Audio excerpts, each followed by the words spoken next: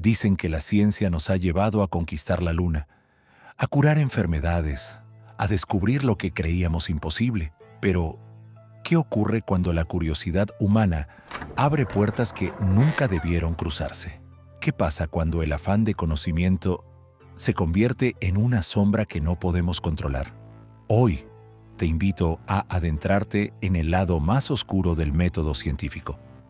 6 experimentos reales, diseñados con hipótesis y variables controladas, que prometían respuestas y terminaron liberando preguntas que todavía nos persiguen. Porque a veces, el verdadero peligro no está en lo desconocido, sino en lo que creíamos tener bajo control. Y lo que vas a ver hoy podría cambiar para siempre la forma en que miras a la ciencia. Cada experimento busca la verdad, pero ¿y si lo que encontraron era peor que cualquier mentira? Dicen que obedecer es una virtud, pero ¿y si lo que te piden es lo imperdonable? Corría 1961 en la Universidad de Yale, un laboratorio aséptico, un científico con bata blanca, un aparato que parecía inofensivo. En un lado, un voluntario cualquiera. En el otro, un desconocido, separado por una pared. Un experimento que, en apariencia, buscaba entender la obediencia. Se llamó el experimento de la obediencia de Milgram, un nombre que hoy nos suena a historia, pero que en su momento cambió para siempre lo que creíamos de la mente humana. El procedimiento, el voluntario debía aplicar descargas eléctricas al alumno cada vez que fallaba una respuesta. El científico ordenaba continuar. El alumno gritaba de dolor y lo que se medía era hasta dónde llegarías. Solo porque alguien te lo ordena. La hipótesis era simple. ¿Podría una persona corriente infligir sufrimiento extremo a otro solo por obedecer a una autoridad? La respuesta: más del 60% de los participantes presionaron el botón hasta el nivel máximo, aunque escuchaban los gritos, aunque sabían lo que hacían, porque la voz de la autoridad pesaba más que su conciencia. El experimento cambió para siempre la psicología social, pero también desató un debate ético que aún hoy resuena. ¿Cómo es posible que personas comunes, con trabajos, familias y vidas normales, fueran capaces de tal crueldad? ¿Dónde está el límite entre la obediencia y la moralidad? A veces, lo más peligroso no es la descarga eléctrica, sino el silencio de quien la aplica. Pero si piensas que la obediencia ciega es lo peor que puede hacer la mente humana, espera a ver lo que ocurre. Cuando la autoridad te da poder sobre otros, algunos repiten que el poder corrompe. Pero, ¿y si el uniforme que llevas te transforma en lo que más temías? En el verano de 1971, un sótano de la Universidad de Stanford se transformó en algo más que un experimento. Philip Zimbardo y su equipo querían saber qué pasaba cuando un grupo de personas asume roles opuestos, carceleros y prisioneros. Lo que ocurrió fue peor de lo que cualquiera había imaginado. Se le llamó el experimento de la prisión de Stanford, un estudio que, en teoría, debía durar 2 semanas, pero que fue cancelado en solo 6 días. Los guardias, jóvenes universitarios como tú y como yo, comenzaron a abusar de los prisioneros con una facilidad que helaba la sangre: humillaciones, privación de sueño, amenazas y, lo más inquietante, nadie les obligaba. Solo tenían un uniforme y el permiso para hacer cumplir la ley. La hipótesis de Zimbardo era directa. Los roles sociales pueden convertir a personas comunes en abusadores o víctimas, dependiendo del contexto.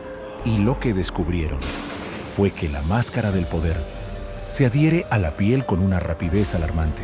El experimento fue criticado por su falta de ética, pero dejó una lección que sigue viva. Bajo las circunstancias adecuadas, todos podemos convertirnos en carceleros o en prisioneros, porque a veces la verdadera prisión no tiene barrotes, sino un uniforme.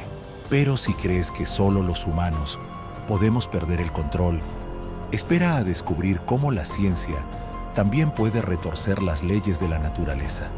Dicen que la naturaleza se adapta a todo, pero ¿y si su evolución también lleva las huellas de nuestros errores?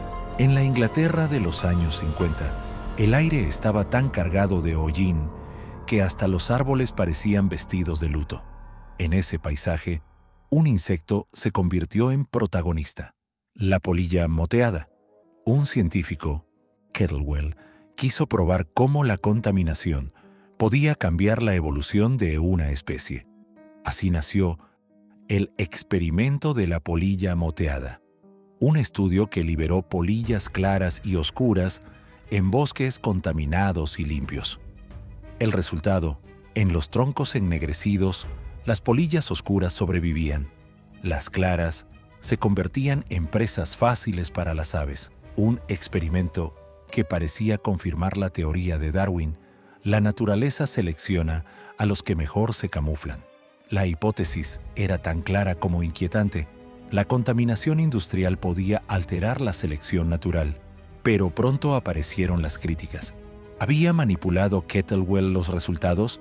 ¿O el experimento era tan real como el hollín que lo manchaba todo? Décadas después, se repitieron los experimentos y se confirmaron sus conclusiones. Pero la duda ya estaba sembrada, porque cuando el hombre interviene en la naturaleza, las consecuencias pueden ser tan oscuras como el aire que respiramos. A veces, la verdadera mancha no está en las alas, sino en nuestras manos. Pero si crees que solo en el suelo se libran estas batallas, espera a descubrir lo que ocurre cuando el hombre decide desafiar la furia del cielo. El hombre quiere dominar la tormenta. Pero, ¿y si la tormenta decide no dejarse domar? En la década de 1960, científicos estadounidenses se propusieron algo que rozaba lo imposible: debilitar huracanes antes de que tocasen tierra. El plan: volar aviones al ojo de la tormenta y sembrar nubes con yoduro de plata. Una apuesta para controlar la furia de la naturaleza. Así nació el proyecto Storm Fury. Durante más de 20 años, las nubes fueron bombardeadas con químicos en un intento de domesticar el viento. Pero los resultados fueron tan inestables como la propia tormenta. A veces el huracán se debilitaba, otras se intensificaba y otras veces simplemente se negaba a obedecer. La hipótesis: las partículas de yoduro de plata provocarían lluvia prematura y debilitarían la tormenta. Pero la naturaleza no siempre acepta consejos. En 1983, el proyecto fue cancelado. El cielo siguió siendo indomable. Y los humanos recordaron que hay cosas que ni la ciencia ni el coraje pueden controlar. Porque a veces, lo que queremos cambiar es lo que más debería dejarnos humildes. Pero si crees que lo más peligroso está allá afuera, espera a descubrir lo que puede crecer en un simple plato de comida. Hay quienes piensan que lo que comes construye tu cuerpo, pero ¿y si también pudiera destruirlo? En 1998, el científico Arpad Pusztai decidió comprobar si las papas transgénicas eran tan seguras como las normales. Lo que descubrió cambió para siempre el debate sobre los alimentos modificados, conocido como el experimento de Pusztai. El estudio alimentó a ratas de laboratorio con papas transgénicas modificadas con lectina GNA. Los resultados: daños en el sistema inmunológico, problemas de crecimiento y una duda que nadie había querido plantear. ¿Podría un alimento convertirse en una amenaza silenciosa? La hipótesis era que las papas modificadas serían igual de seguras que las naturales. Pero el experimento sacudió a la industria y la polémica estalló como una tormenta. El estudio fue criticado por su diseño y métodos. Pusztai fue silenciado, pero la pregunta ya estaba sembrada. ¿Sabemos realmente lo que comemos? Porque lo que nos alimenta también puede envenenarnos. Pero si pensabas que solo el cuerpo podía ser sometido a pruebas, espera a descubrir lo que pasa cuando el experimento busca algo más profundo, algo que no puedes tocar, pero que define lo que somos.